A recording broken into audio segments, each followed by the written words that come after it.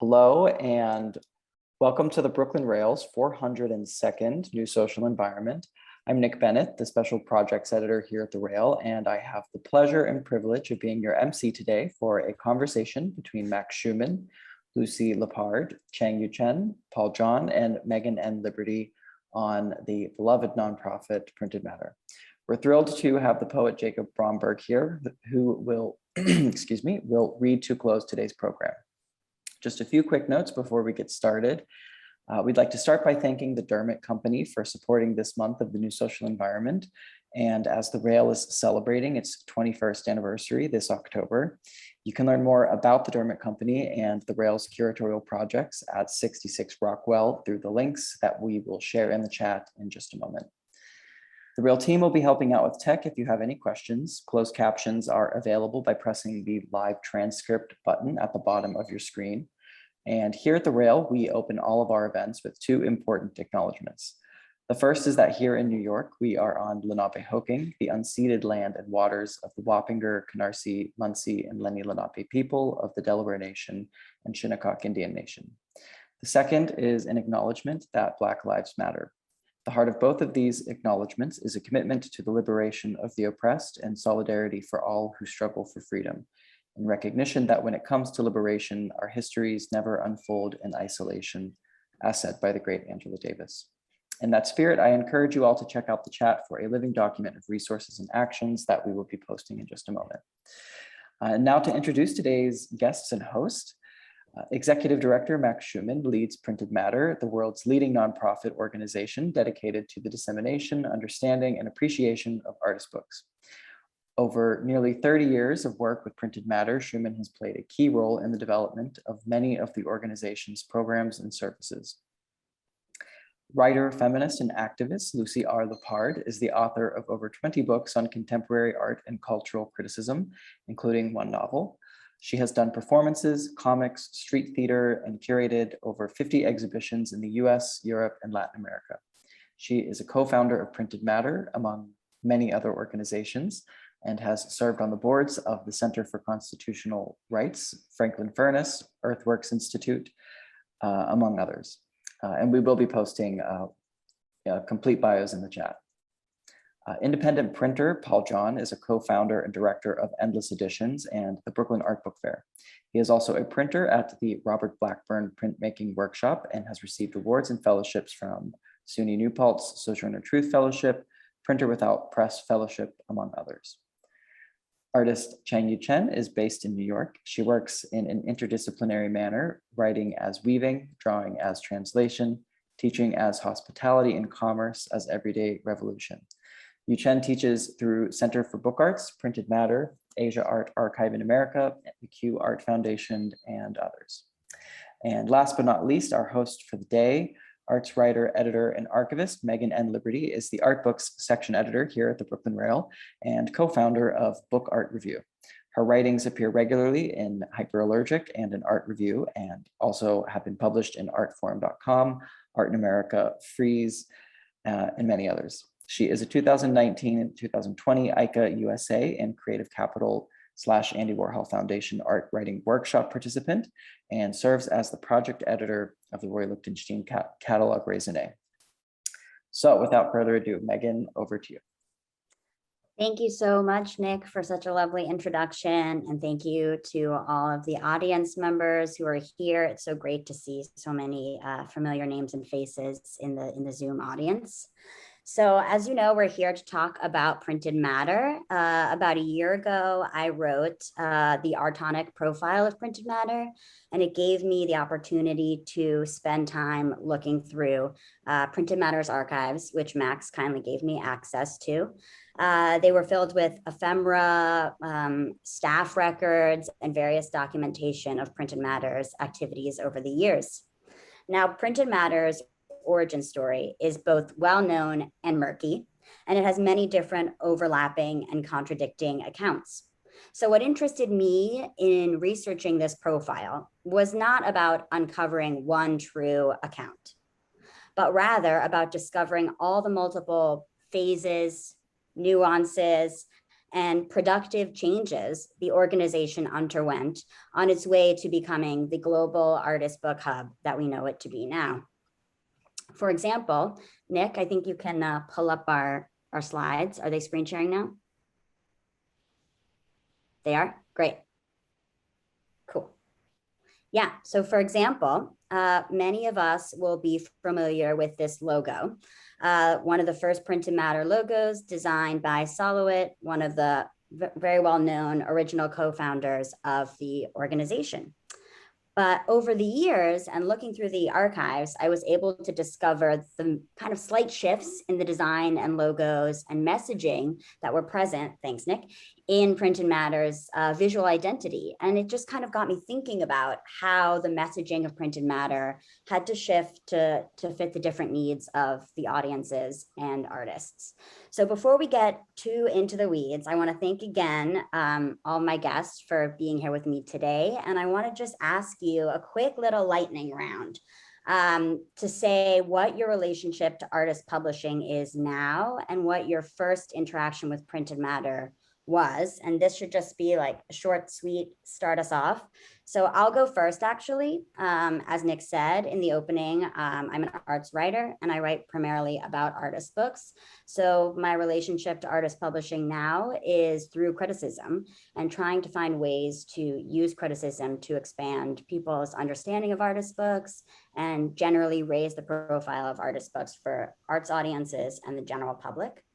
My first interaction with Printed Matter was after I'm originally from New York, and after I graduated from college, I moved back to New York and I was doing an internship at the Whitney Museum, and the offices I was working in were actually down in Chelsea. So I would wander around through the galleries on my lunch break, and I stumbled onto Printed Matter's location on 10th Street across from 192 Books. And I was just blown away by what was there. And I would go there all the time on my lunch breaks then to check out the new books they had in stock. So it's so great now to be able to be joined by people who are so instrumental in the building of this organization and to talk to all of you about it. So I thought, PJ, do you want to share a little bit, a lightning round? Sure. My name is Paul John. It's hard for me to succinctly say how I'm involved in artist books, but I'm involved in a very deep way. Not only do I work with artists to realize artist books at Endless Editions or via education, I make books of my own, and I also co-organize a book fair called the Brooklyn Art Book Fair with many other artists and independent publishers in community. And my first exposure to printed matter was when I first returned back to the city in 2012. I began as an intern and quickly evolved into some sort of strange and different relationship with them where we worked a lot together and organized events and programs. Thanks. Yuchen, do you want to share a little bit lightning round? Sure. Can you hear me well? Yes. Similarly, it's very hard to summarize my involvement with artist books. I make them and I teach them and I used to sell them, but not so much now. I smuggle them in and out of border. I spend a lot of time taking care of them. And my first interaction with printed matter was in 2011. I was in grad school in Chicago and was just visiting New York. And a dear friend of mine showed me also on 10th Avenue, and it was so crowded, so busy. And I heard someone on the phone so loud talking about Occupy Wall Street. It was Max. And I bought the book that day. It was actually a catalog of Alan Capro's publications. And one last thing, never have I ever dreamed to be in a Zoom call with Lucy Lippard. I actually have this, her writing on my desk because very often I assign it to my students when I teach. This essay, Escape Attempts, is actually where all my vocabularies come from. So I'm very grateful to be here. Thank you, Max and Megan, for inviting me. Max, do you want to go next? Oh, you're muted, Max. Sure, thank you. How I encountered printed matter was in the mid-late-ish 80s. It was because my sister was the assistant manager on Lippard Street, my sister Solveig. She had stumbled across printed matter in the mid-80s with our father, and we were all involved in a cheap art practice, loose-knit international movement to overthrow the capitalist gallery system. And they stumbled on printed matter. It was like this urban version of cheap art in book form, with sharing many of the same principles. And she was also interested in artist books and was taking classes in bookmaking. There was an opening for assistant manager. She got the job. They moved to Soho in '89. They needed an extra book packer that Christmas season. And that's when I started. So I guess about 32 years ago, and never looked back since. So. That's so amazing. I actually don't know. I don't think I knew that you started just packing books there. I knew you were involved so early on, but I didn't realize it was that way right at first. That's amazing. Sales packing books. Yeah. And then I've purposely led us to end with you, Lucy, because obviously you were there at the very beginning as one of the co-founders of Printed Matter. I'm going to give you a lot of time to expand on your involvement, but I thought just if you want to give us a few lightning round sentences, and then I'll segue into more specifics. I know it's hard to summarize, but I kind of like forcing you to. Okay. Am I okay? Yeah, you're good. Yeah. Well, first I want to show you this table. Can you see this mess here? Yeah. It's a table that Saul LeWitt made for me in 1961. And it was at this table that we first talked about printed matter, because it was really Saul's idea. He was over at my house, and he used to say, there's absolutely no point in giving you this thing because it's always covered with books and papers and you can't see it. And it's perfectly true. You can't see it anyway. But he was talking about how he loved artist books, and he was annoyed that the dealers, his art dealers, didn't want to focus on the books. They thought of them as sort of giveaways to get people to buy big sculptures and so forth. And he wanted to do something about artist books alone. And that was how it started. And then a lot of other people came in, and various partners of Saul's have argued about their parts in it. And I'm not going to get into that. And I'm not doing anything with artist books now, except that New Documents is about to publish a bunch of my experimental fictions, which are sort of unreadable, but it's fun to see them again. So that is exciting. And a lot of the early printed matter publications in those very early years in the 70s were kind of experimental fiction, hybrid publications. So it's kind of a nice returning to that in some ways. I always disliked the idea of my so-called novel, I See You Mean, being at printed matter, because it was not an artist book. I'm not an artist, I'm a writer. But in the years gone by, I've given up, and it was at printed matter for a long time, and it's about to be reprinted. So anyway. Well, I think then this slide is sort of appropriate in some ways to start us off, because one of the first things, so when I was going through the archives, I spent a lot of time reading these early mailers and bulletins that Printed Matter would send out. So it's probably a little hard to read. I've pulled out a block quote that I kind of liked. So hopefully you can read that. And this is from '76. So the year that Printed Matter was originally founded. And one thing that I'm especially interested in from those early years, as you alluded to, Lucy, there's a lot of people wanting to claim ownership over being part of the founding of Printed Matter. But what interested me the most about it is all these people's various definitions of artist books. And one of the main goals of Printed Matter had to be to create a message for how to introduce this organization and this material to a global audience of both artist makers and an audience of buyers and collectors and institutions. So I was thinking a lot while reading these materials about how you guys developed this messaging, how you wrote these bulletins, how you decided how to frame Printed Matter to this expanded audience. Is this for me? Yeah, this is for you, Lizzie.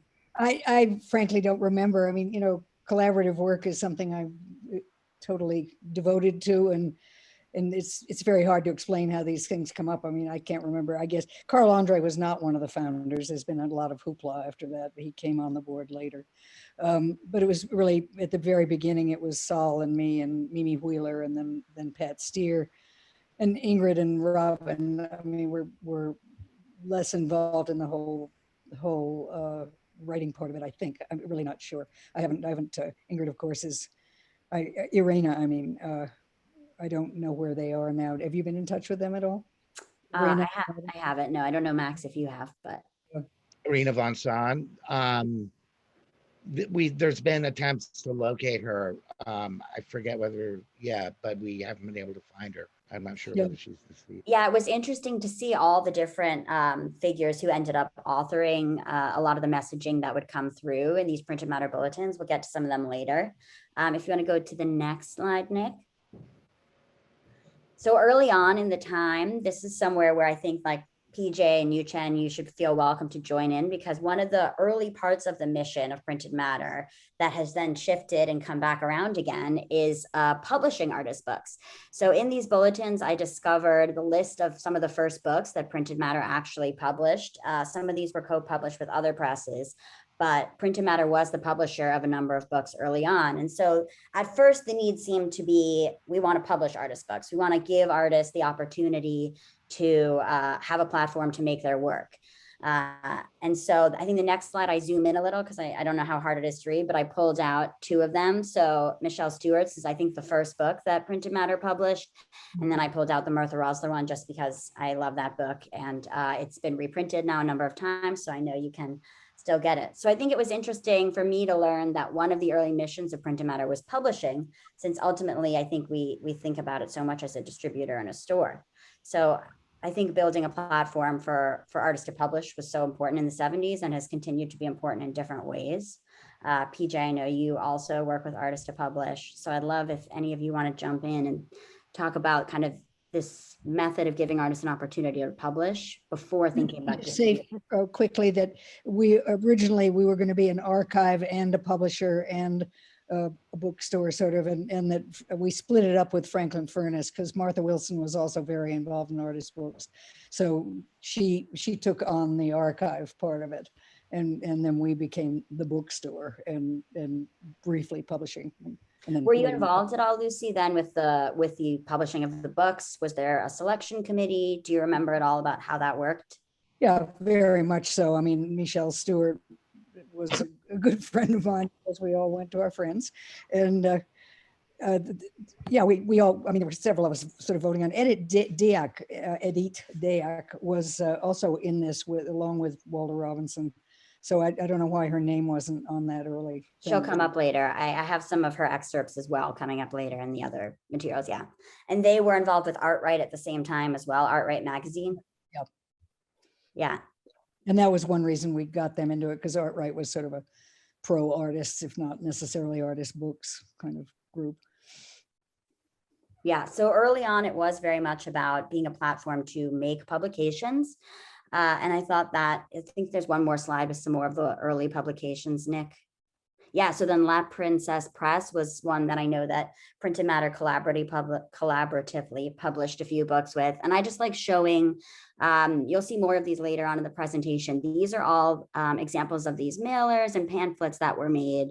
And they have these amazing, first of all, you can see, I don't know if this one has the prices, but later on you'll see some of the prices that are shocking now to see in context, but also the way that these books were described is so interesting to me. Oh yeah, you can go to the next one. Yeah, so I zoomed in again in case it was too small to read. So this Victor Bergen book was another early publication by Printed Matter. I actually like the juxtaposition of these photos because on the left you have it from the early mailer, and then on the right you can see the social distancing sticker in the bottom. So it's a very current photo of it. So it's interesting to see how these books have remained in circulation, perhaps been reprinted, are still sold at Printed Matter and still being engaged with. And I really love these little descriptions of the books, like the child's alphabet book, the letters of the word, family, introduce the statements and photographs. They're really nice to see how these books were contextualized at the time. So I really love these mailers. I don't know if I want to give PJ Yuchen an opportunity to jump in at all with any thoughts on kind of this idea early on of creating a platform for artists to publish, but no pressure if you don't have anything. Were there like direct relationships with printers in the city that you would work with? I know today there's a lot of like cross-pollination between artists and studios, and it seems like reprographics and print shops are a lot different now than they were back in the 70s. Maybe they were more ubiquitous copiers and such. Frankly, I don't remember that much about who did the printing, so I'm sorry about that. Some of them were Xeroxes. I mean, it was a kind of funky medium at the beginning, and it certainly got a lot fancier as life went on. Yeah. And one of the things that we were particularly interested in was getting art to people for $3.50. I mean, you could get Martha Rosler's book for that, and it is kind of amazing for these days. But we had dreams of having them in drugstores and airports and ways of reaching people that we obviously weren't reaching otherwise. Those were pie in the sky, frankly.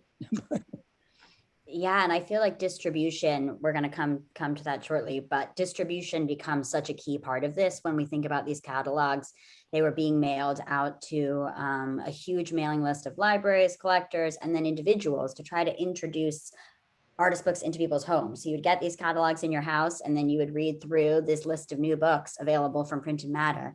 And so, yeah, thinking about distribution is going to come up. And then I think, Nick, one more after the slide number 8. One other thing that was going on at the same time in terms of publishing and trying to introduce books to new audiences was, as Printed Matter moved to different locations, you were a storefront. So slide. Yeah. You were a storefront. So I couldn't find, actually, it was pretty difficult to find installation images of the window installation. So as a storefront, you were a place for people to buy artist books, but you also had this great big window that you would use to do artist installations. And I know, Lucy, you were involved with organizing the artists who would do the window installation. So these are some black and white photographs that are on the inside of one of these mailer catalogs that I'm sorry, I have a lot of photographs of I did the windows. It was my absolutely favorite part of working for Printed Matter, because they reached out, and you didn't have to go into the store to get the art. And of course, sometimes the art got us in trouble and so forth, but I won't get into that. But I have a lot of colored slides of the windows. So on Lippard Street. Oh, wow. Oh, Max, jump on in. Yeah, we actually have pretty good, thorough documentation of Lucy's window installation project, which I think ran from like 78 to 1989 for almost the full time Lippard was open. But when I was doing this show at NYU of the history of Printed Matter at the ADWSC gallery, I came across a really awesome document that speaks to, I think, Lucy's and Nancy Lynn, who was the director at the time, kind of like political positioning around the window installation, which underscores what Lucy just said. They had applied for a grant from some small foundation to support the Windows project, and it was rejected. And the reason why it was rejected was because they didn't do opening receptions. And a letter came back from Nancy, which I'm sure Lucy was involved in also, that said, excuse me, but this is not about doing receptions. This is not a fancy schnazzy gallery where we do wine and cheese and stuff like that. This is a public facing window that's for the workers and the working class postal workers and the garment industry workers and the people and the passerbys on the street. So give us the money, and they didn't. But but that was the reason it got nixed, was because they didn't have their art opening receptions. I didn't remember that at all. That's a riot. I forgot that. Yeah, I love thinking about the connection between a window installation, something that reaches out to people, and then books, which you enter into, and the relationship between using these two kinds of political art engagements to reach out to different kinds of audiences and maybe entice people into the space, or confront people with ideas that they may not have been familiar with before. Yeah, definitely.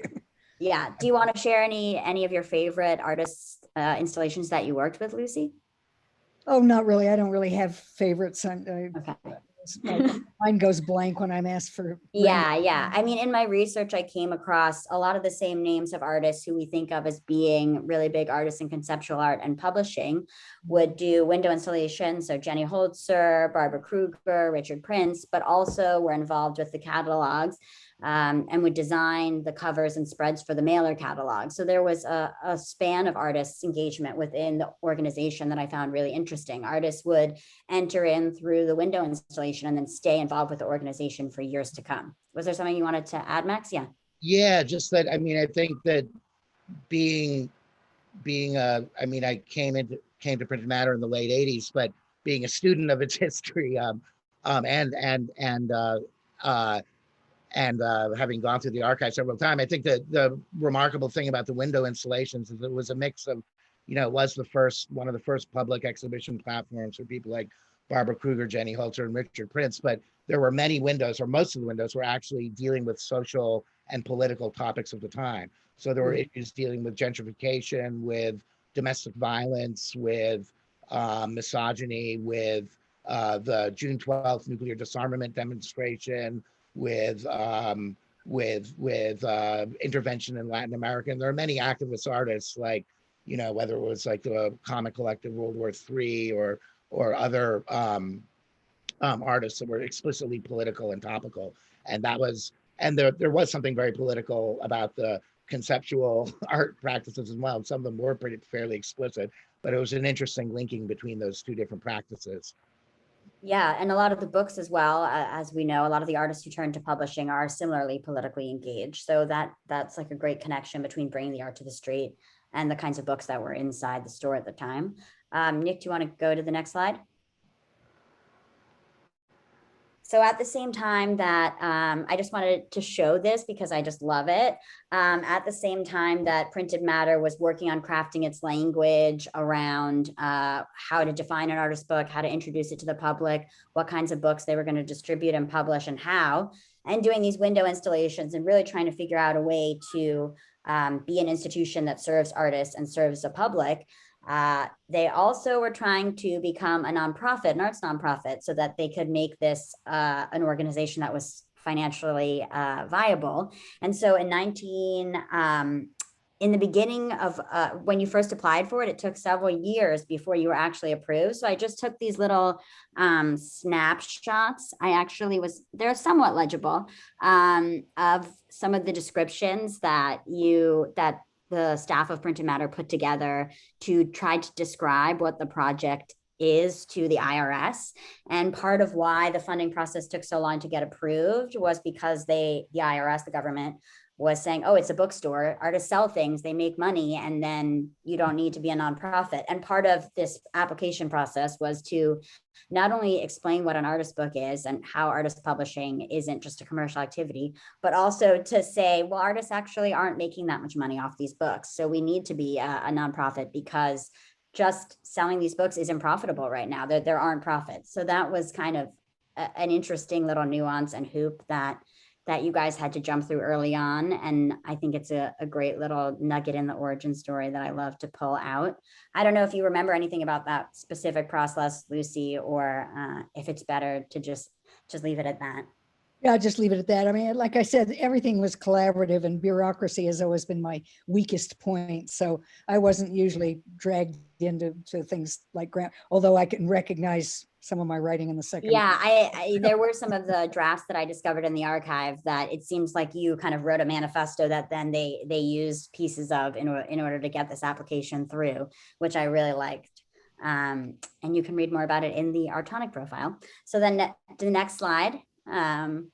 So I've been alluding to these mailers and everything and the shift in the mission of Printed Matter towards distribution. And I love this note from Clive Philpott. I pulled out a little quote. When a library acquires a book work, it is effectively adding primary art to its collection and at a small expense. So I love this turn when the organizers of Printed Matter started thinking about institutional collecting as a really important part of the mission. And how do we get libraries to collect these objects? How do we teach a library, what an artist's book is, and then how do we create an opportunity for them to collect, distribute, and store them and make them available to that public. So I really liked this little letter. And I think this is still an ongoing problem, PJ, with Endless and with your publishing and Yuchen, when you're making books, thinking about how these are going to live in these institutional spaces, how they're going to be easily accessed by readers in this context is still something that continues today. For sure. Libraries are crucial to our books living on, and was a primary focus of Endless Editions was to work directly with libraries, oftentimes donating our books to them to ensure that people who didn't have the means to acquire them could have access to them, but also similarly relationships with librarians have grown over the last few years, and I'm sure with other publishers as well, where it's really an opportunity to offer to emerging artists this chance to have their books collected by these libraries, such as the Watson at the Met. And for artists that are under 30 or are emerging, it's such an incredible experience to make a book and then know that it's going to be placed in the Met and will be a part of their collection. It's like a really big achievement for them, a validation. And maybe when the art world seems so difficult to penetrate, these are like the small gaps in the ceiling that we can offer to them to become involved with the art world.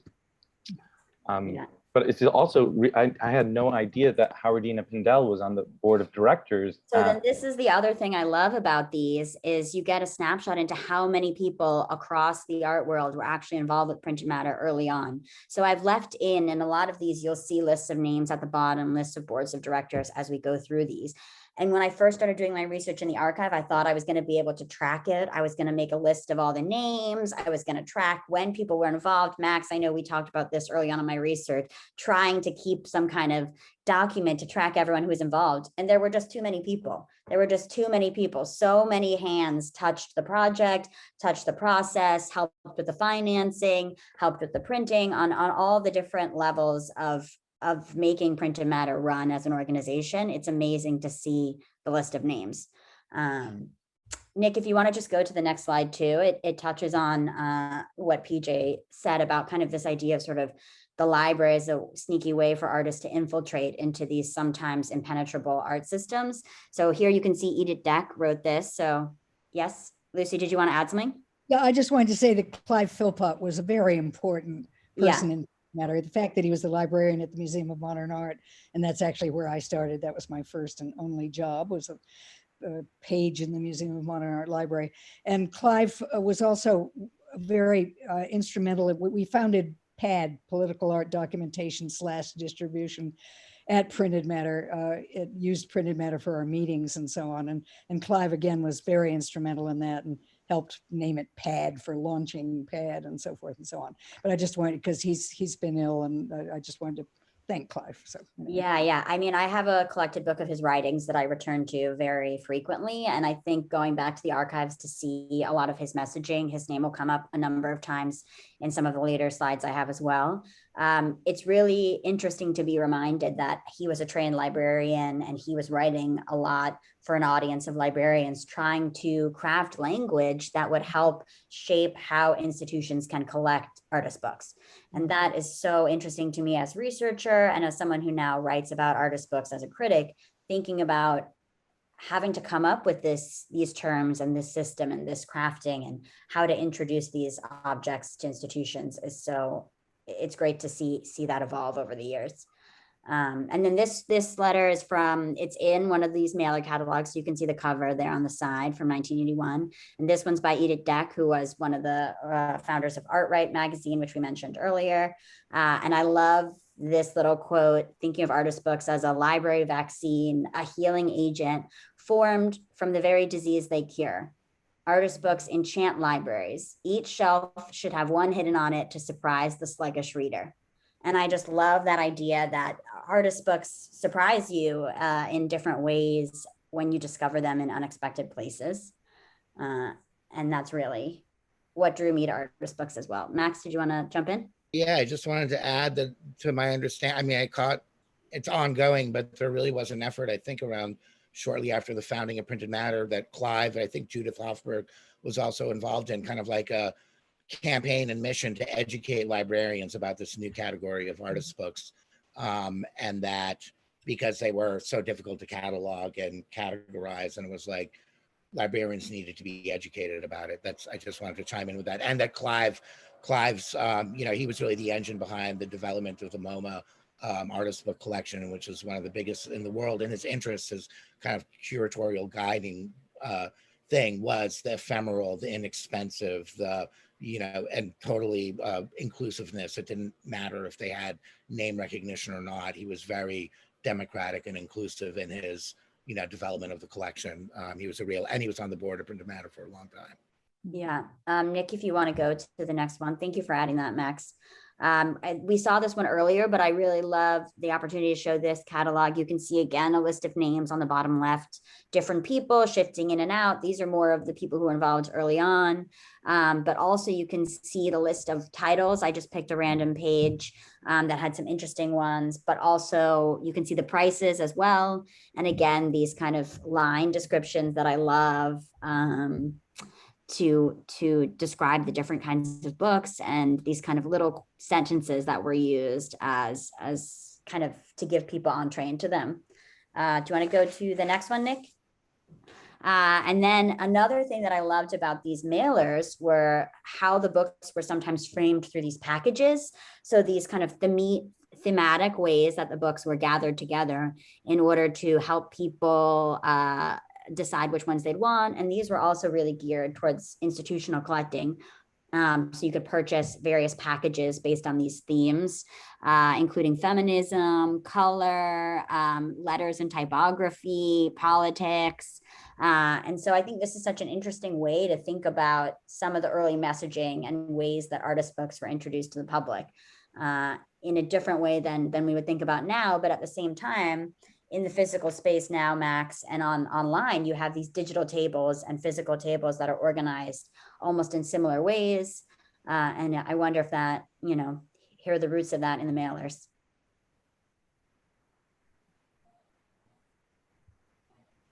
I don't know if you were talking about. Okay, great. All right. Next slide. Yeah. So I just love sharing these archival images. So these are some of the catalog designs, cover designs by artists, again, to indicate the artist involvement over the years, so many different artists across the spectrum. So this was one of the catalogs from 1979. You can go to the next one, Nick. We saw this one earlier. I love these photos. And so these in themselves are now out of print, hard to find, and, have real markers of the artists and the community that was involved with printed matter in these years and in the 80s. And then one more, Nick. I pulled out a quote here too. This one's too long for me to read to you, but this was written by Ingrid Sissy from Art Forum.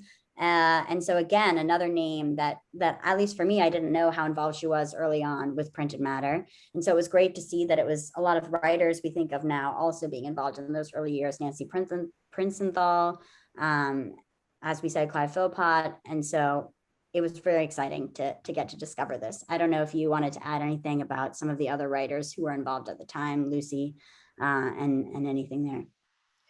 Well, I don't know so much about the writers, but I did want to mention Mike Clear, Yeah. who was, I think, kind of packing books and stuff too, but was a wonderful designer. And I have a feeling he had something to do with some of these designs. I didn't do the design part. Yeah, So I saw his name credited in a number of things, and he also authored some of the press releases earlier on as well, and did a lot of the design work. Yeah. I mean, as I said, so many great individuals involved throughout the process. And then the next one, Nick, yeah. So Barbara Kruger. And then I also like to show that you can see that as the years passed, the catalogs became more specific in terms of what other information they were offering. So you can see here, there's also these little descriptors. So there's almost a glossary of sorts to indicate different materials and printing processes. And that was very interesting to me to see how this was then being offered to their audience. And how, again, thinking about legibility of artist books to a broader audience of collectors and artists and individuals and institutions. I don't know if you think about these kinds of descriptors at all in your publishing process now, PJ or Yuchen, when you're making work, if you think about how you would describe the processes to, if you had to put together a little brochure to explain it. But it's interesting to think about a glossary of terms. It's contentious sometimes, but. Yuchen made a book about this. I actually have it on my shelf here. Wait, can I be heard? Yeah. Actually, I wanted to mentioning my career. I actually have one of his book on my desk too. Oh, I love that.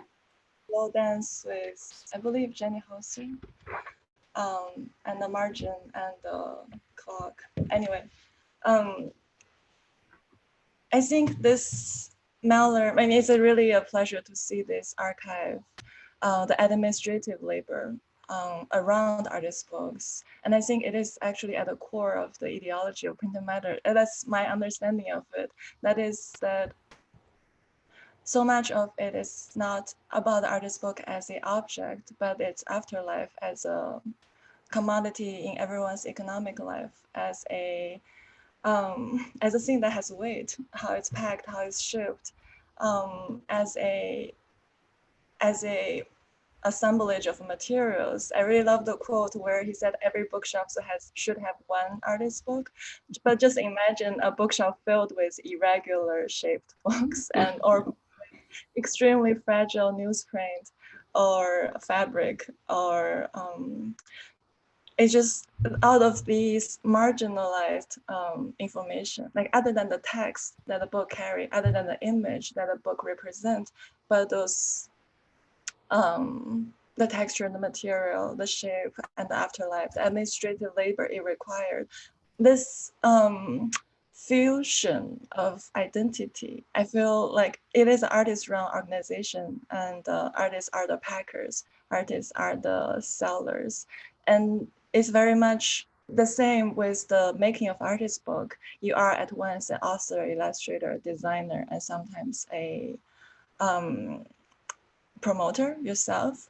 We all have to do this kind of work for our own work as well. We all have to come up with language to translate the process to others as well.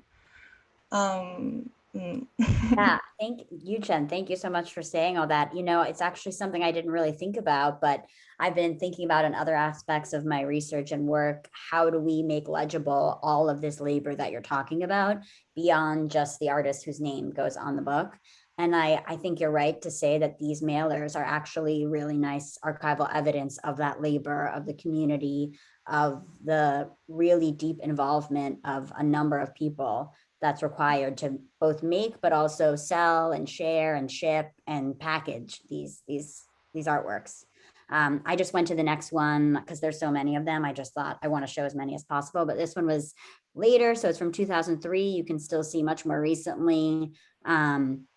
You can see that Tom Sachs made this. And I also love to point out that if any of you went to Adrienne Piper's retrospective at MoMA in New York a few years ago that traveled, these calling cards were available. And there's one actually on the inset cover here that's a cutout that you can take. So another artist who was involved with printed matter and produced this little free edition that you could cut out of your catalog and keep. So you can go to the next one, Nick. Yeah, and so then this brings us to the anniversary catalog designed by Louis Lawler. And again, here, this one brings Clive back in and a lot of the other people we've talked about. This one, to celebrate this milestone, there were a lot of elaborate essays involved. So in these catalogs, there were also scholarly contributions and writings on different aspects of artist books and different subjects in the field. So I thought that this was really great. And this one is out of print, and I actually tried to buy it as part of my research, and it's hundreds of dollars on eBooks. So, you know, and it used to be $3. So that's kind of crazy to see that now. But yeah, I just wanted to share that as well. I don't know if anyone wants to comment on this one, but yeah. So then getting back to publishing, I also, oh, Nick? No worries. I wanted to show some recent titles that Printed Matter has been publishing. So this is Dawn Kim's book that was from 2015. So as I mentioned, Printed Matter early on was trying to focus on being a publisher and then paused in the publishing activities. I don't know if Max, I can't see Max on my Zoom screen now. I don't know if that means that he left us for a minute or. I'm here. Oh, you're still here. Okay, great. Yeah, so I just wanted to bring it back to the more contemporary time. So you joined in the 80s, and then what was happening was a return to exhibitions and publishing again. So I showed this book, and then the next one, Nick, is a very recent title you guys have published that was actually reviewed in the Brooklyn Rail by Philip Griffith, who used to be the art books section editor before me. And then the next slide, Nick, is a show that you curated, Max, early on. And I found your curatorial statement rather, and the little flyer for this show that you curated. So I was wondering if you could talk a little bit about your early involvement and the exhibitions program early on that was happening at the same time as all these other activities we've outlined. Yeah, so I came in 89, book packing, sales, and John Goodwin, who had come from Art Metropole, was the director at the time. He had kind of engineered the move from Lippard Street to a partnership with DIA, Center for the Arts, as it was called at the time, on Worcester Street in a big, huge gallery space. And I came in right after that move happened. There already was programming in addition to the windows. I did do sometimes installations and stuff or displays and exhibitions in Lippard Street. John did some very interesting shows, some exhibitions in the big Worcester Street space, but they were scheduled relatively sparely. He did Ed Ruscha, Barbara Bloom. Yeah. Oh, Nick, if you want to scroll through, I have some flyers. And then just to continue, because I know we're short on time. John generously invited me to do a exhibition of photocopier books because I was very interested in the DIY stuff. At that time, we did not call them zines. We called them photocopier artist books. Zines were something else. There were serial publications that were akin to the underground press and were more like alternative newspapers to represent myths, under or non-represented marginalized communities. And photocopier artist books were the art faction of that. They were two separate things. Now zines count for everything.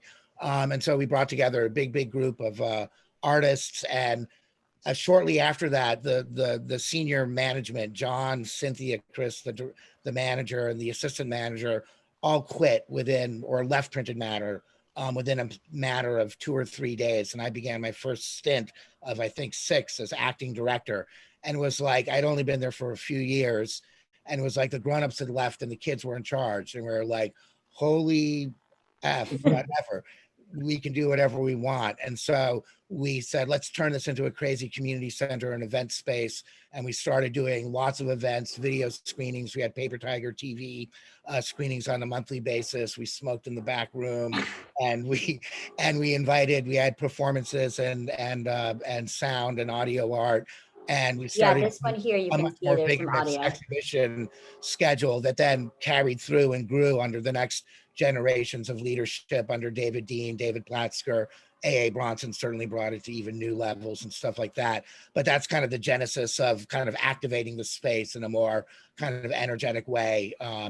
So that was my quick recount of that. Thanks for that speedy recount. Yeah, as you were talking, we've been scrolling through some of the announcement cards and invitation cards that I found when I was going through the archives, and a lot of it actually lined up perfectly with what you were saying. So here you can see there's some audiovisual material as well. You can keep scrolling, Nick. And some of the exhibitions you mentioned, I actually did find these cards for, but the slides I chose were just ones that I thought were interesting visually and surprising, good to show the range of artists that were involved with the programming. Was the second exhibit I did in that interim period where me and Ann Kugler did who is an amazing artist and curator at Printed Matter at the time, and it was our anti-wage labor system show. You have some ephemera later. Barbara Rosenthal did a one-person protest at the opening because she protested that we solicited thematic works from artists and making what they did already. We showed, that's number 26. Yeah, we showed that card. I don't know if you want to go back to it for a second, Nick. so people can read it. It's pretty great. There it is. Yeah, this one's great. Yeah, this card is the work I've produced in response to the personal invitation or solicitation of me to produce a work for the curatorial initiated theme show, Working for Wages, Printed Matter. Yeah, She got so the that was name great. but Yeah. God bless her. Yeah, I mean, it's great to There's- discover these things in the archives. And Goes to be able along the theme of exploitation of artists, and coming from a background of volunteerism. I didn't quite understand that, but it was a great experience. yeah. And then we've got the Gorilla Girls. And the one before this, Nick brings in A.A. Bronson, who you mentioned. So it's great to see, again, all the people and types of works. And this, I loved this one on the left, audio works, this idea of publishing and an expanded notion of publishing. So not just printed books, but other forms of publishing as well, including audio publishing were brought into the space eventually, which I thought was very interesting to see and is still a part of Printed Matter now. You can keep scrolling, Nick. Thank you. Audio publishing was really there from the beginning. I mean, audio art, kindred spirit to artist books, and that it's reproducible and can be broadly, industrially produced and broadly, distributed for inexpensive amounts because of the production.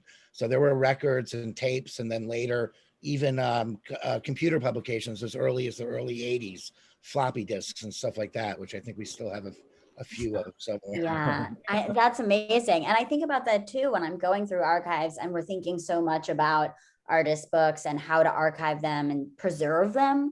Some media, the ephemerality of it is that it will age out, and that we don't really have a way to access floppy books in the same floppy disks in the same way that they were at the time that they were being produced. And that's part of the experience of them. The idea that the material may not be the same 20 years from now. So these are just some more cards. I'm conscious of time. So yeah, I wanted to draw our attention to this one very quickly, because on the left is the invitation card for a show of Solowitz books, but on the right is the 2019 installation image of a more recent show at Printed Matter of Solowitz books. So I thought that was a nice kind of echo to see that there were these kind of monographic shows of his work at Printed Matter early on, and then coming up again. And then the next slide is just a 10-year anniversary. You already saw the catalog that I talked about briefly that Louise Lawler did the cover for, but Jenny Holzer designed this card for the 10 for 10 to celebrate 10 years of Printed Matter. And then the next slide is one of the versions of the Learn to Read art show, which I think we'll just have to kind of quickly scroll through the last couple of images. After Sandy, in 2015, Max, you were very involved in the curating of this historic show. So I think it's interesting to think about, as I was writing this profile and in 2015, an institution so devoted to history and archives, also then having to archive itself in a way and understand its implications in this legacy, thinking self-reflexively about how to tell the story and how to save these materials. So I have some installation shots of this show that I pulled. If you wanted to just say anything briefly, Max, about putting together. I worked on that with, I kind of did almost a residency at NYU with co-curated by Jonathan Berger, amazing artist and friend and curator, and with support from the from the graduate NYU staff, and we worked for 3 or 4 months going through the archives and making this presentation. It was documentation, both financial, everything from financial records, internal memos. If you wanted to read close, you could read some really interesting narratives and threads and conflicts throughout that happened at different times in Printed Matter's history. There's a lot of disclosure and kind of bearing of all the blood and guts and everything like that. But it was everything from the Windows program, the distribution, the technical aspects of how books were solicited and chosen and consigned, how money was distributed, how funding went after. And so it was this show of documents that survived the flood. And then there was also a reading library that went through the middle of it. There was all books that were chronologically organized that were published at the same time, which really reflect how which really showed how artist books reflected all the major movements that were happening in contemporary artist books at that time. So from, you know, pop and minimalism, conceptual art, and preceding kind of movements and I want to say advancements, but you know, things that were happening in the art community, and then it was also bookmarked by, in the front there was a bookstore, an actual bookstore. So part of the exhibition could be this activation of the meeting of the material through its distribution, and at the back end of the exhibition was a production studio where we did artist residencies. We collaborated with the NYU print department, and we brought in printers and letterpress, risograph, photocopy, a few other things, mechanical bookbinders, and we had artists and artist collectives in residency actually producing the stuff. So I thought it was a really kind of, if I don't mind say so, it was an awesome exhibition because it was interactive, it was productive, it was not just like a static whatever thing, but you really engaged in it, everything from production to distribution and circulation. Yeah, I think we have a few more slides that show your more recent exhibitions at the current space. I don't know if we'll have time to go into detail about all of them, because I also want to make sure that PJ and Yuchen, if you wanted to add anything and talk about your own work with artists and how the legacy of printed matter is still present in kind of contemporary publishing practices of artists. I wanted to give you an opportunity to expand on that. And I know we want time for questions too as well. So it's just great to see some of the shows that Printed Matter has put together in their new space. I think a lot of the ethos that you mentioned, Max, remains in your current shows. I always like that because it's a bookstore and an exhibition space, we're able to browse and look at many of the books that are related to the exhibitions, pick them up on tables and potentially take them home with us, buy them, as well as activating the space with different kinds of programming. So I think that ethos of books for use stays present in your contemporary shows as well.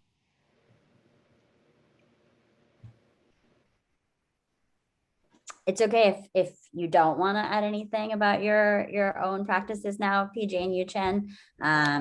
No pressure, but I will say that 2014 exhibition at NYU was hugely influential on Endless Editions, and we actually loaned our risograph there, and that was like the first real exposure to collaborative publishing that we had. We were working with the artists there because nobody knew how to use a broken risograph, and the risograph is like a finicky machine anyways.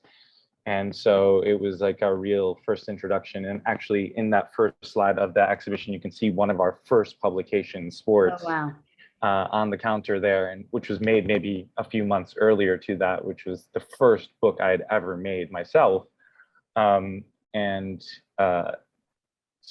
anyways, that exhibition, not only spending time there, helping people make their books, yeah, you can see it standing up there on the table, Sports with Rafael Nadal standing up on it. But that experience of not only being there to work with artists such as Josh Smith and Research and Destroy and Jesse Klebo and others, even like the staff members of Printed Matter coming in, realizing there was a risograph accessible to them, helping them make prints, and furthering their own art practice. It was incredible to walk through the history and read these memos, which kind of disclose, I don't want to be insulting, but like how messy it is to run one of these organizations. And when you look at Printed Matter now, you think of something very polished and put together. And in the early days, it seems like chaos, which was very comforting to us as emerging artists and publishers, that like the way that we were operating seemed also very messy and haphazard and chaotic. And it was encouraging that like perhaps this way. And I must say, like a lot of that ethos and ideology also came from the Robert Blackburn printmaking workshop, where I spent a lot of time. So spending time between these two institutions really kind of modified and really influenced how Endless Editions grew and changed. And ultimately doing the Printed Matter art book fairs also led us to begin our own book fair. And a lot of these ideas of like offering opportunities or changing structures of access, the same things that Printed Matter were thinking about, offering books that were cheap, and introducing publics that weren't necessarily familiar with White Cube or institutions or museums, people who thought of art as something that had happened a long time ago and wasn't happening now.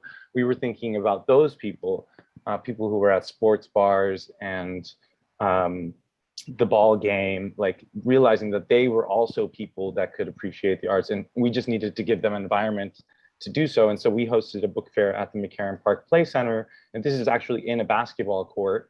And it was free for the vendors to participate, free for the public to attend. We didn't take any percentage of the sales, and we just fundraised to create this event. But it was a lot of these ideas of resource sharing at Print Matter, at the print shop, that influenced our motivations and still do in a lot of ways. So anyways, I have some images here of the book fairs and us transitioning online, but I'm happy to talk about it more further in the Q&A. Yeah, Yuchen, did you want to add anything? There's so many things I want to add. I also have a few images, but how much time do we have? I think we have time for you to screen share if you want to show a few images. Okay. I see that we're building if anybody has questions, feel free to drop them in the chat. Nick is collecting them for our Q&A at the end, which we should have, 15 to 20 minutes for. So that'll be great. Okay, I will try to go through quickly. I worked on the floor at the front of Holzer Print Matter for 6-7 years as a part-time salesperson, and I guess now I'm trying to. Now I feel like today I get it. I finally get this. It's like the punchline of this very long joke. But correct me if I'm wrong. This is what I understand right now. There's a escape attempt is about dematerialization of the art. So it's no longer surrounded by this aura of authenticity of this only one piece by the artist's hand. And it's only owned and traded as a very expensive commodity. And that's why these artists makes books instead of painting. But by dematerializing, they actually made more books, more copies, more editions. Similarly, decommodification of the artwork is to sell. This transaction is filled with our everyday life, more transaction, more transparent transaction, more intentional transaction, and making that transaction part of the work. This is also what I was trying to talk about the marginal labor. I guess this can be described as a difference between figure and field, or speaking and noise. Within a book, maybe the text and the images are the figure and the paper binding is the field.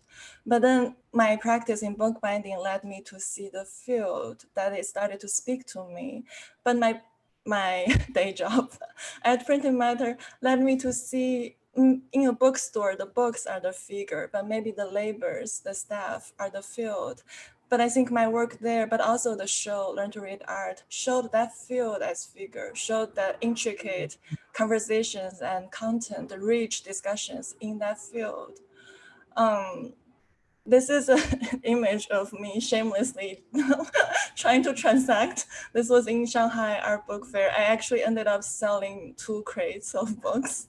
I think I was a good salesperson because I have this problem myself that I buy too many books, and I think that could be contagious to people around me.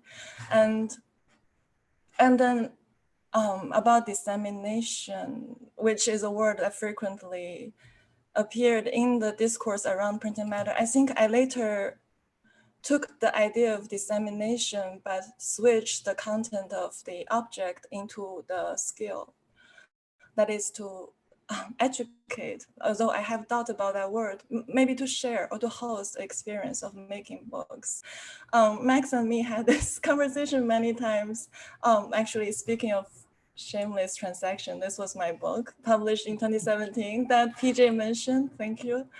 And at this book launch, Max actually kindly appeared at our book launch and we had a discussion.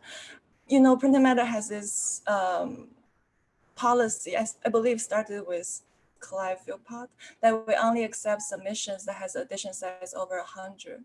Not that we can sell 100, but ideologically, we don't want to sell things that are too precious, but more accessible.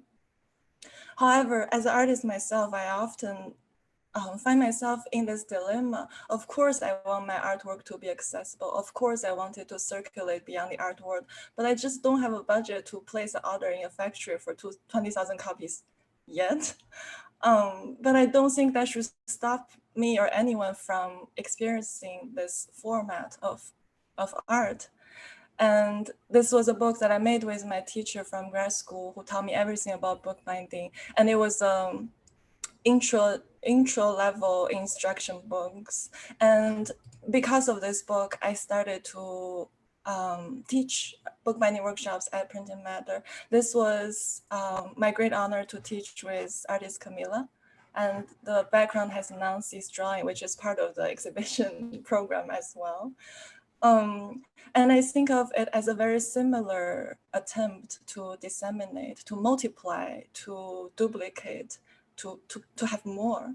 And this more is no longer limited to one subjectivity, but to many. And I, I also have two pictures of window. I think it was Craig's suggestion that I got to curate, no matter what that word means. Maybe I'll use host again. I had the honor to host the window, and I invited my friends to, also great artists. My friends are great artists, to make two window installation who also have a very interesting book practice. This is Tamara. This image is inspired by Rivella's painting, and this is Pixie. This is you can see it very well, but I was very aware of the tradition started from Lippard of the window as an open book facing out, and it was my great honor to continue the tradition, even briefly. Thank you so much for sharing that, Yuchen. I don't even know where to pick up from that. You brought up so many important threads that I hope are threaded through this discussion. And I love that idea of the figure in the ground, very beautifully said. And I think you ended with a really great point to lead us into Q&A, this idea that is still debated and discussed, this idea between the affordable multiple and something that is a little bit more crafted in a smaller edition, thinking about the artist's resource to produce things, also thinks about Printed Matter's founding principles and how they've progressed to today, where we are with artist publishing today, how successful this model of cheap and affordable publishing has become, if it is really feasible still, and thinking a lot about a lot of those urgent ethos that permeated those window installations and the publications in the early years of Printed Matter and the moment we're in now, and how we've all had to pivot, how publishing has really changed and been used to face the moment we're in now and some of the more contemporary and ongoing urgent political issues that publishing is facing now and is being used to confront as well. So thinking about kind of where we are now and how successful this mission has been and how successful artist publishing has been and this early ethos of Printed Matter. It's a big topic, and I know I saw the questions in the chat are all kind of dancing around it and asking similar things. So I wanted to leave us with that as we go into the Q&A. Did any of you have anything you wanted to add before Nick takes over with audience questions? I cut you off, Nick. No, please. I add one thing. I just want to say that Printed Matter under Max is exactly the kind of thing we'd hoped it would become, and he's been a wonderful director. Thank you, Lucy. That's really awesome. Thank you so much. You've been such an inspiration, and also like learning, being a student of the history through the shows and going through the archive and stuff like that has been really a whatever full circle kind of experience. I have to leave just in a few minutes. So I just wanted to talk to a few of the things that Megan just brought up, and that just regarding, you know, where we are in this present moment. I mean, you know, pre-COVID, like there was this international art book scene that was kind of exploding.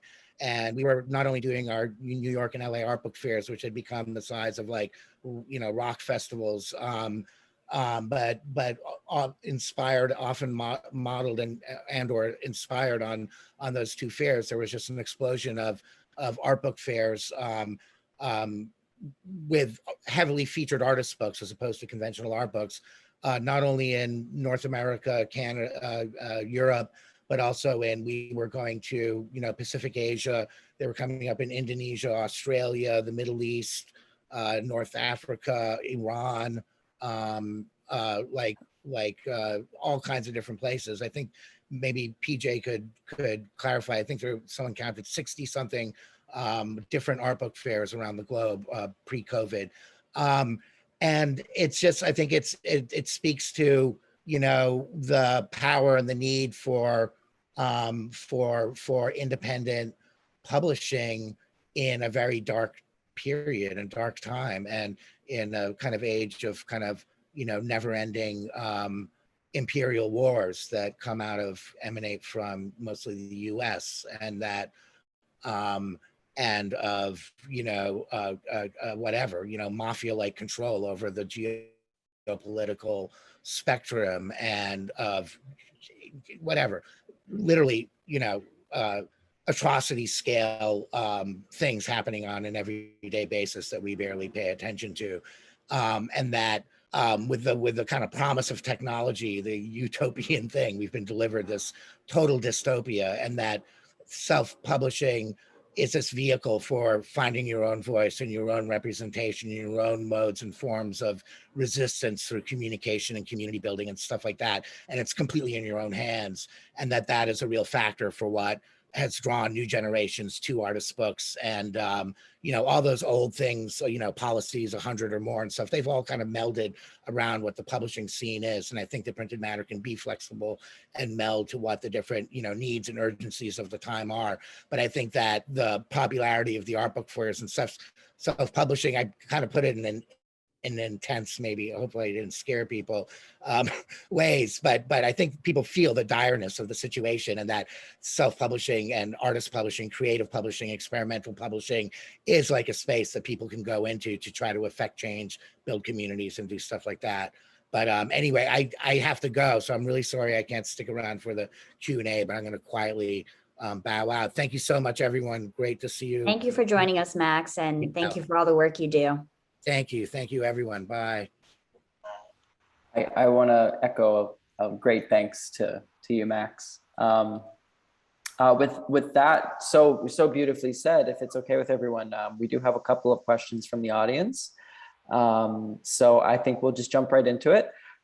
First, well, I want to thank you all for this excellent conversation, and I can't share how much printed matter is a beloved and such an important institution that has such an impact. And I want to thank you, Megan, for leading us today with your knowledge and your enthusiasm. It is very appreciated. So first, I'm going to pass the mic over to our dear friend, Susan Harris. Susan, you should be able to turn your mic on now. Thanks, Nick. Well, I'm proud to say that I'm on the board of both Printed Matter and the board of the Brooklyn Rail. So both organizations mean a great deal to me.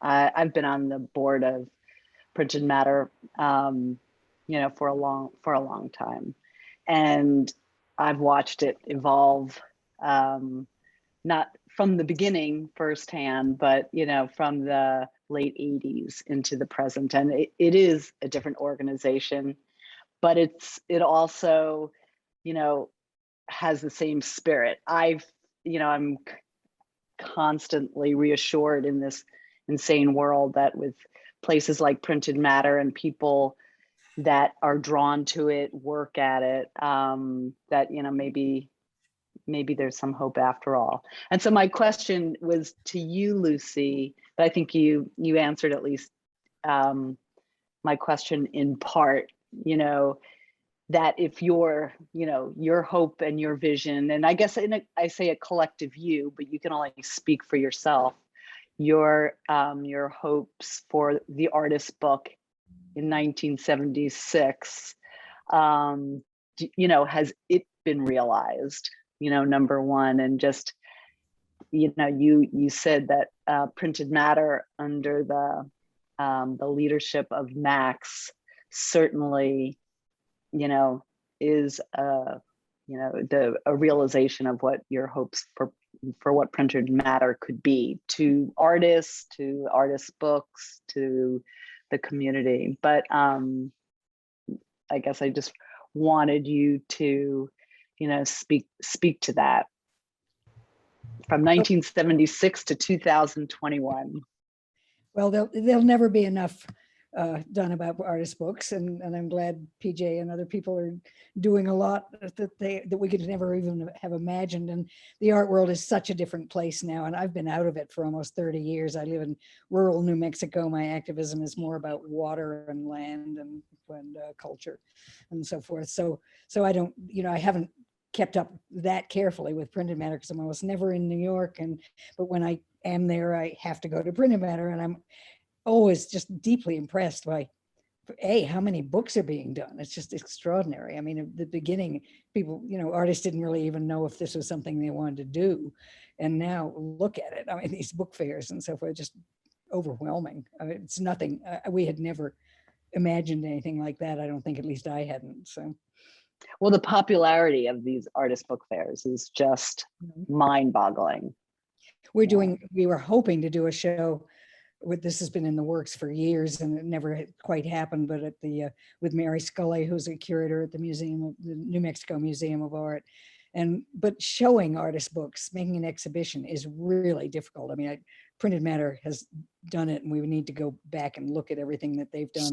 And Clive has done some interesting things, but you really should be able to pick up the book and look at it and feel it and so forth. And then having them all in vitrines and things is maddening, because that's not the initial reason for doing these things, is to be exhibited. I mean, we are not a gallery or a museum, as we said in the beginning, but it's a very hard medium to keep going. I mean, I wanted to have something totally interactive in the museum. The museums don't like that, obviously, because you have to have 5 copies of each book to be able to let people handle it. And anyway, that's I think that's one of the next real challenges, is how you exhibit artist books and are fair to their content. Yeah, if I could just jump in, I think that segues really nicely, not to take over your MC duties, Nick, but I see Gianna's question in the chat, and I also know Gianna. Hi, Gianna. I think this is another place in which we can try to reimagine the space of the library, perhaps, as an opportunity for exhibiting and handling artist books. I don't know, Nick, do you have to unmute Gianna? Does she want to ask her question, or do we read it? How does this work? Unfortunately, Gianna sent me a direct message saying that she had to leave. She had to leave. So I was unable to ask. So I can give, I know Gianna because she works as a librarian at NYU, and she's working on a project about a circulating collection of artist books. So I think she has a grant or some funding in order to buy artist books that can circulate, so the students can check them out of the library and take them home with them. And this seemed really appealing to me for a number of reasons. At the Brooklyn Rail, a lot of the books that I personally review, so I'm the art books section editor, so that section encompasses a lot of things that aren't artist books, but I personally tend to write primarily about artist books for that section that are published by trade publishers or are self-published in a way that I can find them at a bookstore. And a lot of these types of artist books would work very well for a circulating collection. And I thought that this was just such a really interesting idea. And I'd love to pick up on Gianna's question, PJ and Yuchen, you to kind of comment on how you'd feel about your books and your publishing projects being in a collection like this in a way that people can take home and bring back to the library. Do you want to go first?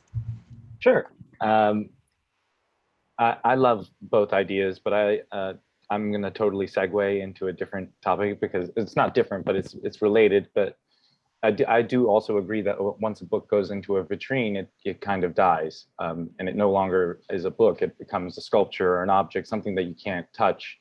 And I really feel like artist books provide a community that is so non-competitive, but also is as ecologically diverse as the art world or any other kind of community. There's like little pockets that exist within the art book world of different like photography, risograph printing, illustrators, writers, etc.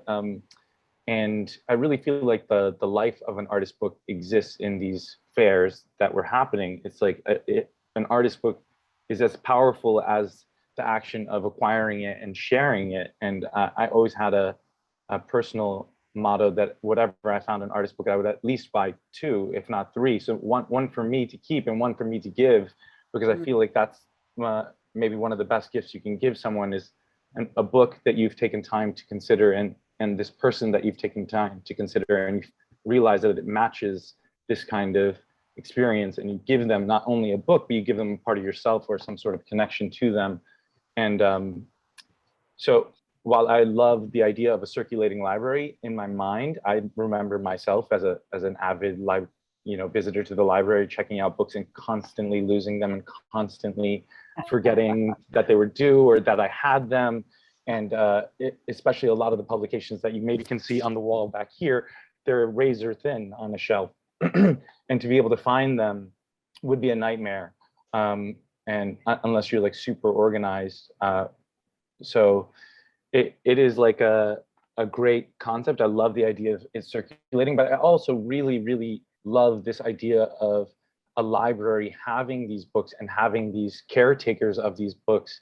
And if you were interested in a publication, not only could this librarian find that publication for you, but maybe would be able to show you other publications that were similar to it and kind of guide you in this tasting experience of books, which I think is also what Printed Matter does so well, is you're surrounded by this enlarged view of what an artist book could be, and you will stumble upon something inevitably and find a new little avenue to walk down. And I always think about Borges' Infinite Library. That is Printed Matter, right? Printed Matter is the infinite library. You will never be able to finish that, surveying that store. So those are my thoughts about that. Yeah, I love that. And so much of what you just said, that language is really present in those early mailers and documents I read. That idea that I had pulled out of stumbling upon a book on the library shelves and thinking about what it shares space with, and the community of books and the community of people. Did you want to add anything, Yuchen? Oh, yes, but PJ, we both done inventory, you know? It's excellent, but you have to get to the bottom of it. Do you ever really get to the bottom, Yuchen?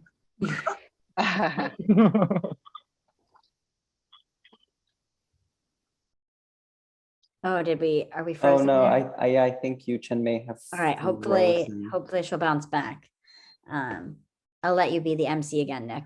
No, that really was a perfect segue. Thank you, Megan. Yuchen, if you kind of can hear, feel free to just chime back in. But in the meantime, we have time, I think, for just 2 more questions. So I'm going to pass the mic now over to Mark. Mark, you should be able to turn on your microphone now.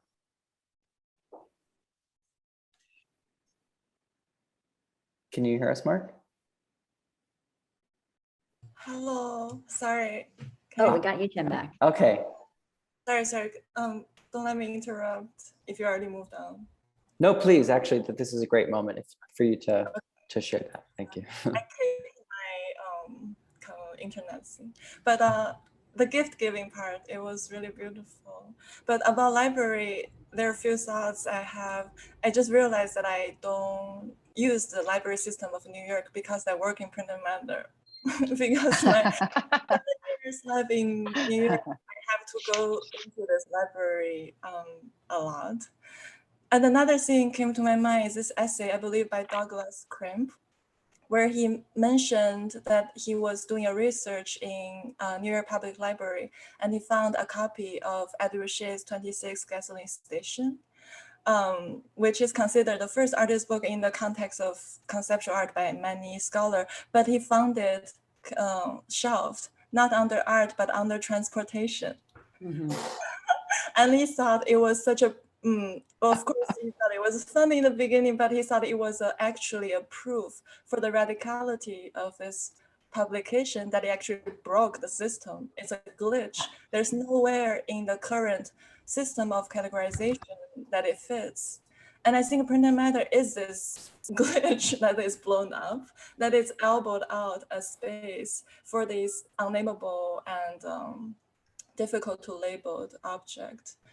I really like that question about how I imagined, how we imagine our books to end up.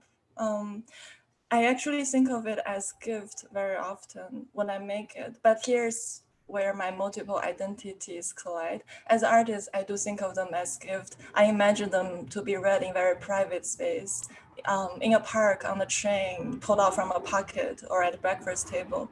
But as a art worker, as a staff of printing, a former staff of Printed Matter, that I do try my best to help artists to circulate widely, to get into the museum. This is shared among all our coworkers who's in the audience right now. We have boxes for MoMA, for New York Public Library, that we would select. Leslie, Anna would select for their staff to come browse. And on the one hand, we help our customers to find the books. On the other hand, it is really to fulfill our distributive service that we promised artists. That's my response. Yeah, and I think that is so well documented early on how important institutional collecting is for the livelihood of artists, as well as making them accessible perhaps in museum exhibitions, hopefully not under vitrines or in library collections. But yeah, the institution as a way to support artists is very important as well. But about the vitrine thing, I actually have seen this is my problem too, how to exhibit book. And I do displays at Printed Matter, but also for myself. But I've seen one very creative solution, that is to have two fans outside of the book. So the book will just be moving constantly. I love that. If it's not too fragile, that it'll rip, but yes. And I think one other point towards, a love letter to libraries is, as much as the ideal for artist books is for there to be so many of them and they to be affordable for a wide audience. We've seen with these catalogs and with Ed Ruscha's Gasoline Station book, all these eventually go out of print and become very expensive. And the library allows you to spend time with these books that you wouldn't be able to own yourself.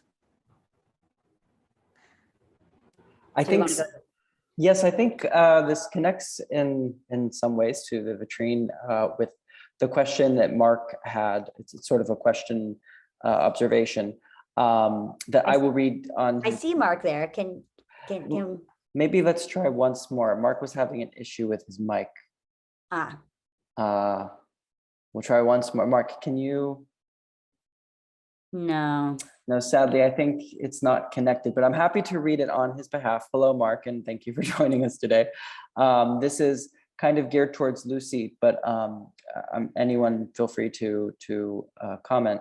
Mark shared, also, I am interested in how the installations on Lippard Street, how that overlapped with the breakdown of the White Cube, the institutions at that time, how art itself greatly expanded its scope at that time.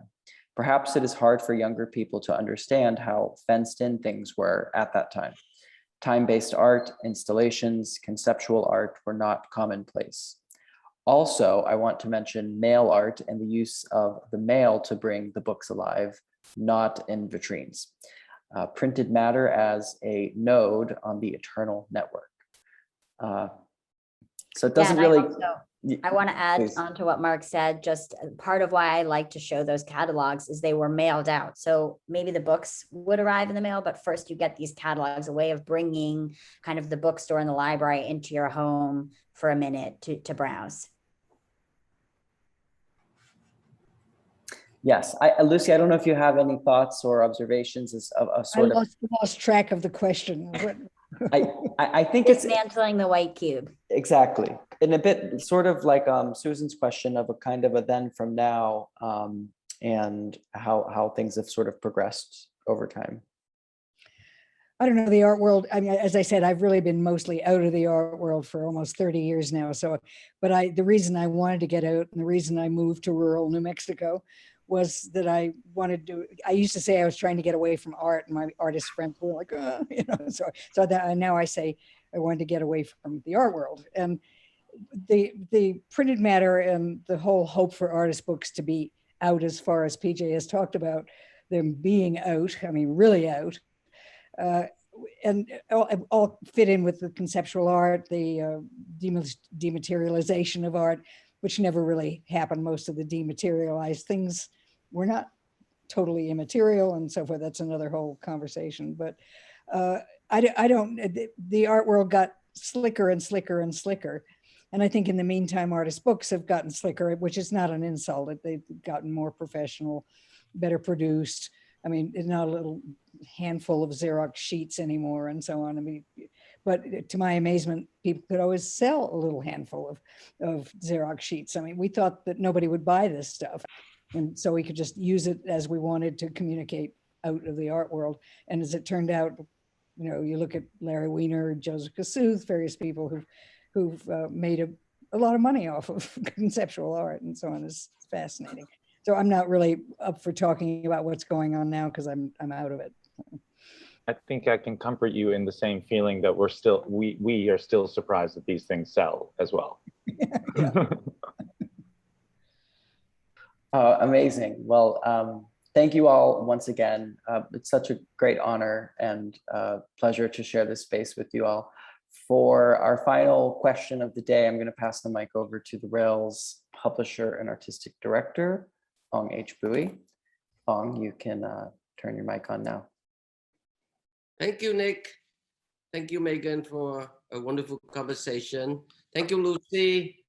Thank you, Yuchen, PJ, and also Max, who left earlier.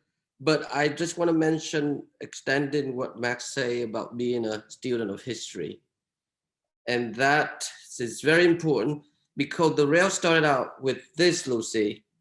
It's a pamphlet, it's a Xerox pamphlet folded into a half on a 8x11 piece of paper that we would hand it out on the L train on Bedford Avenue in Williamsburg. The idea was that 4 essays or articles, usually commenting on political topic, a poem, sometimes film or book reviews, and an art review.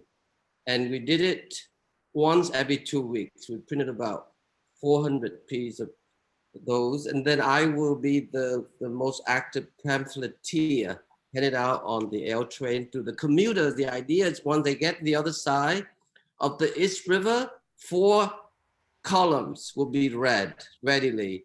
And then we get together on the weekend. But the point is that it had to start somewhere. And I'm very grateful to you, especially Lucy, because you say many important things, but one that you say is that the piece of paper or a photograph is as much as an object or material as a tons of lead. It's very important to remember that. And the other thing you say early on, when we first met, when you came to the Rail Come Together Sandy show that Ethan brought you, that's how we met, although I know your work forever. It's very important from the beginning how I see myself at what you did, because you say that you intensely dislike the word critic because it put you in the kind of antagonistic position with the artist.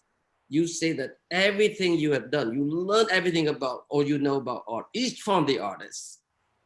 And you say that you see yourself as an advocate, as an activist and a writer.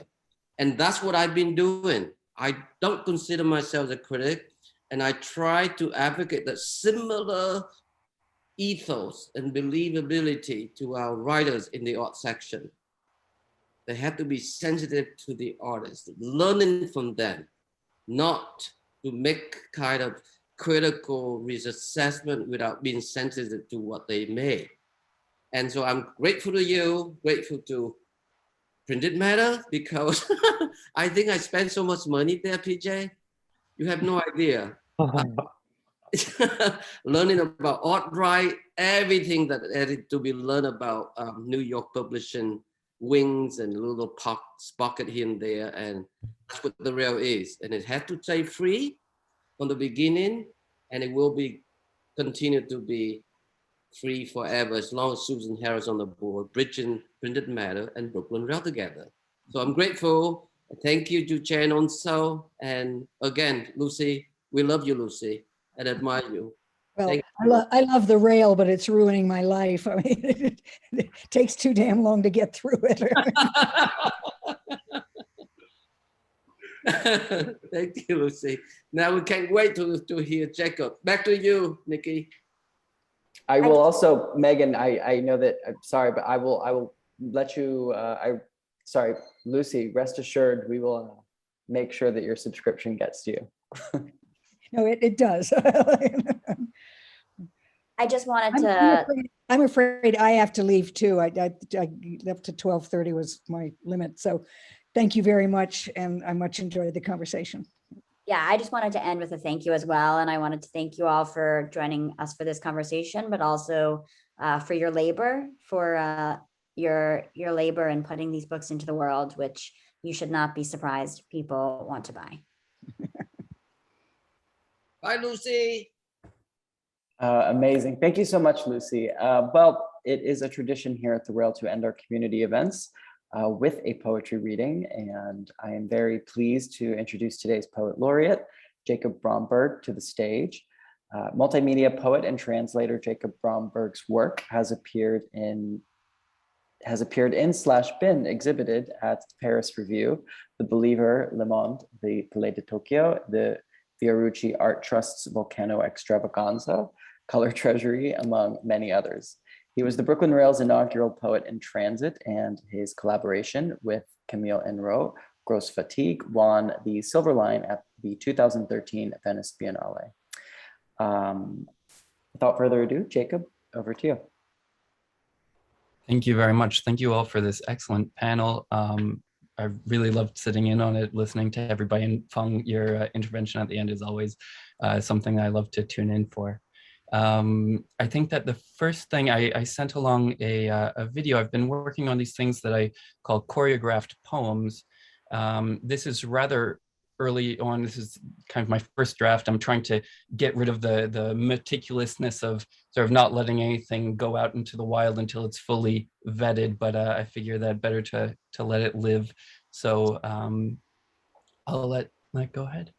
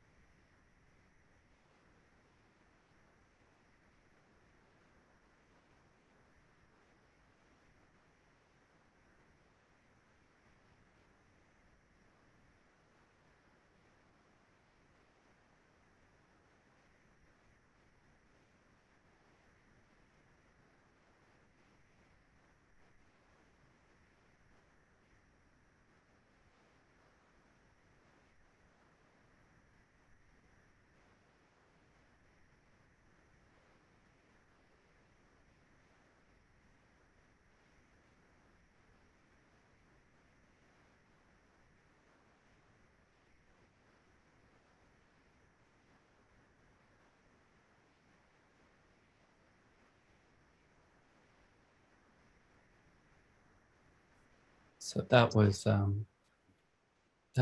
a choreographed poem, and I'm going to read it to the way that it sort of when it's printed.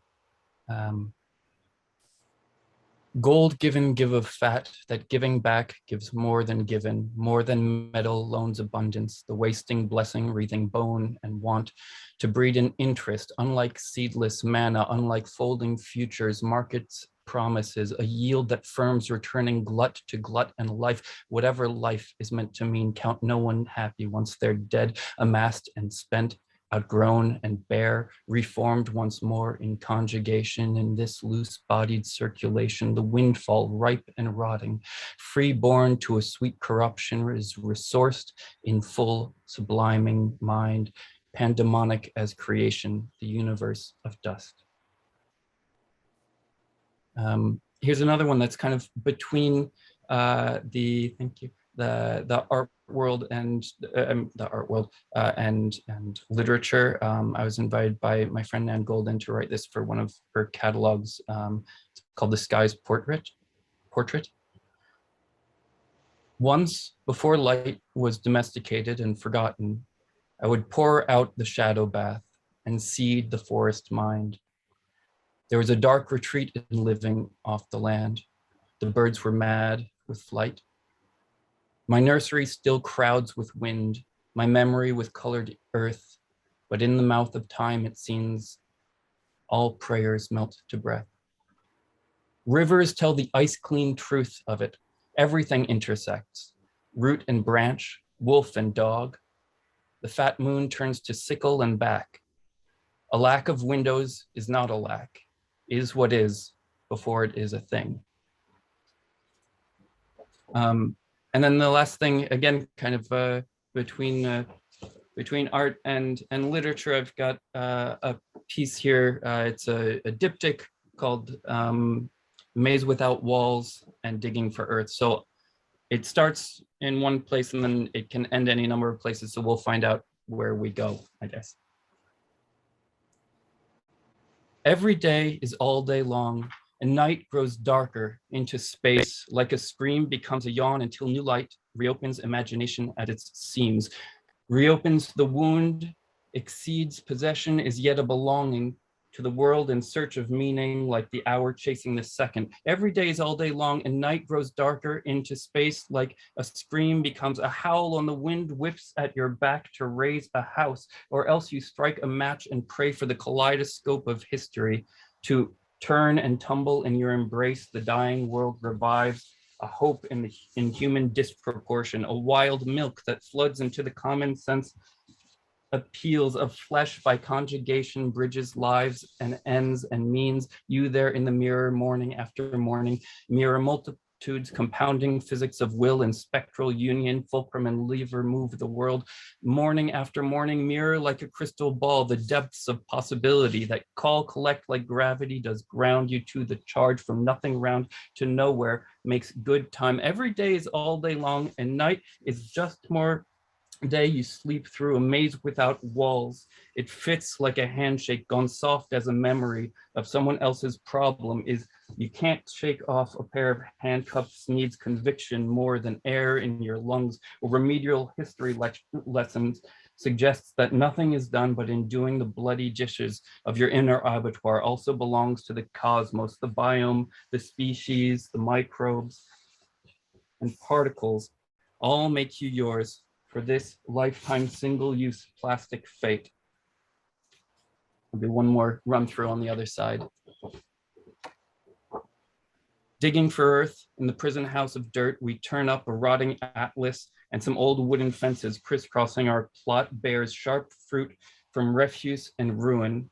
Crisscrossing our plot, fences crisscrossing our plot describe the foreign years encircling us as though to prune the horizon. Pools in our quarry like a fog of multitudes elude us. Everywhere is a world, is an earth by the attention of a corroded shovel, the color of dirt. A corroded shovel returns to the ground as broken bits and particles restlessly restating what survives, the chicken or the egg, what survives and what survival is. A change of scale, a larger whole, a smaller part, another depth of coalition building in the entangled memory of matter, ravels echoes. You can recognize a pattern, how the fractals of emergence, of experience, of kindness, like of power, in the tree house, in the warehouse, in the state house, playhouse, in the prison house, in the green room, in the bedroom, in the sales room, washroom, chat room, in the meeting room, all emanate below, above, and through us. Thus our every act is cosmic.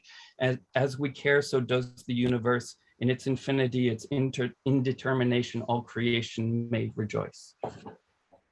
Thank you.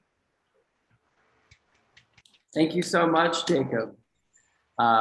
Once again, I just want to thank everyone for joining us today. Thank you so much, Megan, Yuchen, Paul John, of course, to Max and Lucy. This has been really a wonderful conversation. And I also want to thank everyone for tuning in and for asking questions. We're here every day at 1 p.m. So join us tomorrow at 3 p.m., different time, for a conversation between artist Jonathan Lasker and a Rail editor-at-large Showakat Kazarian. We conclude with a joint poetry reading by Jessica Grimm and Melanie Nielsen. So you all can now turn on your microphones and say hello and goodbye, and have a wonderful day, everyone. Bye-bye. Thank you. This is great. Everyone. Nice reading. As usual. Thank you. Megan, it was really Bye. wonderful. Have a wonderful day. Thank you. Thank you, Megan. Yeah. Thank you so much. Amazing. Thank you.